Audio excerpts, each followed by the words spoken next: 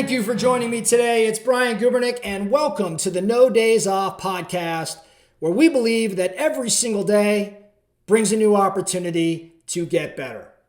Let's get into today's topic. Today's topic happens to be one of my favorites, a topic or a concept, I should say, that's made a massive difference in my business and personal worlds over the past few years, especially when I started practicing this concept on a fairly regular basis. And the concept we're talking about today is known as thinking time.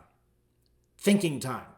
And this concept came, at least for me, came from a very successful businessman, a very successful individual, a guy named Keith Cunningham, who wrote one of my favorite books known as The Road Less Stupid.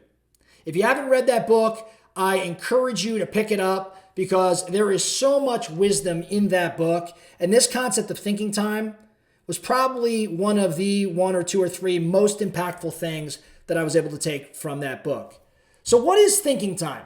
Okay, it's not a lot different than you probably think it is. Okay, it is literally creating space, creating time for you to lock yourself away, isolate yourself, and ask a powerful question or two or three to come up with a positive solution, a positive response. Okay? So when you're talking about thinking time, what Keith teaches is, number one, we've got to find the unasked question. What is this unasked question? What haven't you contemplated at a deep enough level, or maybe ever at all? And could you ask yourself and come up with a different vantage point or a different solution or maybe a new tactic or a new strategy? What's the unasked question, and what insights around the actual problem might you figure that you have to address? In doing so, in asking this unasked question, what you start to do is separate the problem from what quite possibly is really just a symptom. What do I mean when I say that? See, too often we default to thinking something's a problem, and the reality is it's just a symptom of a much deeper or bigger problem. Okay? So an example of that would be someone saying, you know what, my business is not going the direction I want it to go. It's not going the right, it's not trending upwards. Instead, maybe it's flatlining or even going backwards. Well, guess what? The fact that your business may not be going the right direction is likely a symptom, not a problem. It's a symptom of something else going on. Maybe you're not converting at a certain level. Maybe you're not marketing to attract the right people. Maybe you're not blocking time to lead generate. Hey, maybe you're not even maintaining a calendar, honoring a calendar. Maybe that's the real problem. So where am I going with this? When you ask yourself these unasked questions, when you give yourself time and space and permission to dig a little deeper, you start to solve things at a much, much deeper level, right?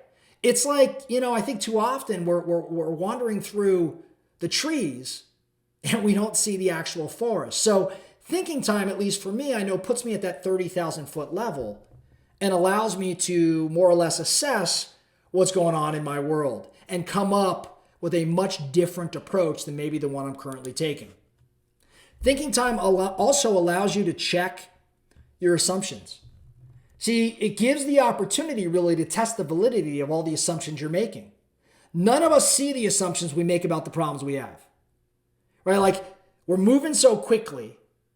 We're progressing forward. We're trying to push all the time. And we make a lot of assumptions that frankly may not be accurate. Maybe they're false. And when we slow down, we have this thinking time, which again is more or less locking yourself in a room with a whiteboard and a marker or a pen and a notepad, and asking yourself a deep question or two and just thinking around it and jotting down your thoughts and digging a little deeper. When you do things like that, it allows you to check assumptions.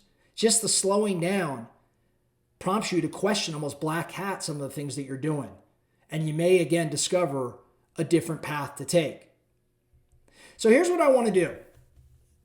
I want to give you a couple questions that I'm currently thinking around, things that I ask myself regularly that may apply to you. Maybe these questions make sense for you in your business today. Or maybe they don't, but it prompts you to think around some different questions you should be asking yourself. And I want to challenge you to set aside some time today or this week to do nothing more then ask yourself a powerful question or two like I'm about to go through and just see what you come up with. Don't get distracted. Put your phone out of the room, even if it's only for 15 or 20 or 30 minutes, and just see what happens, right? So here's some questions for you. Number one, something I'm asking myself, what do I need to practice to improve my game and deserve the success I desire? What do I need to practice right now? What do I have to start practicing to improve my game and deserve the success that I desire?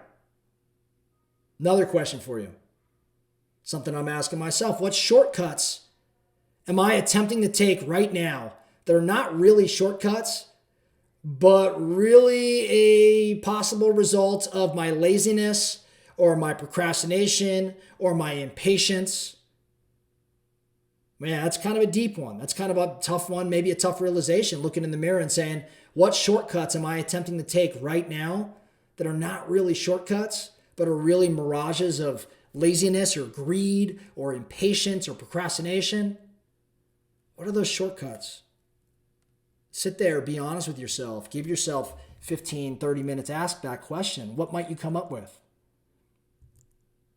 Another question for you. What would my life look like if I had every customer that I'd ever served?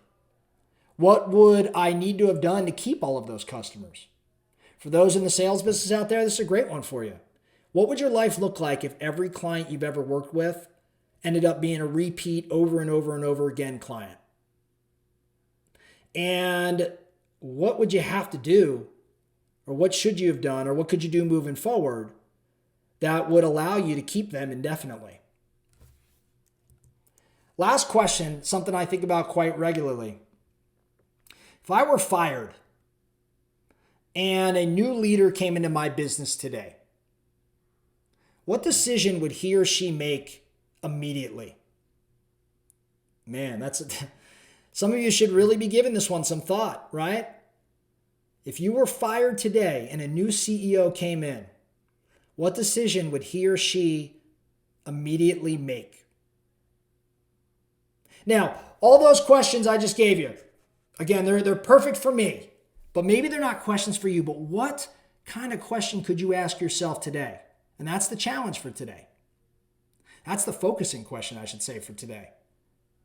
What could you ask yourself today or this week if you blocked some time, sat in a room, nothing more than a whiteboard, sat in your favorite chair with maybe a pen and a notepad? What kind of question could you ask yourself that would prompt you to deeply contemplate the direction of your life, of your business? What answers might you find?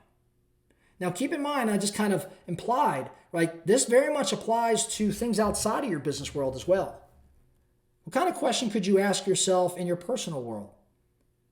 And if you sat and just thought without distraction, with nothing more than a pen and a notepad, and you just allowed your mind to wander, and you used models like we've recently been discussing, like the 5 whys. If you haven't heard that, go back to the podcast. And dug deeper and deeper and kept sorting through the symptoms to get to the problem, where might you land? I think it's a really powerful exercise, one I really want to encourage everybody to take action on. That's all I have for you today. The No Days Off podcast. Thank you so much for listening. And remember, every single day brings a new opportunity to get better. So let's get after it.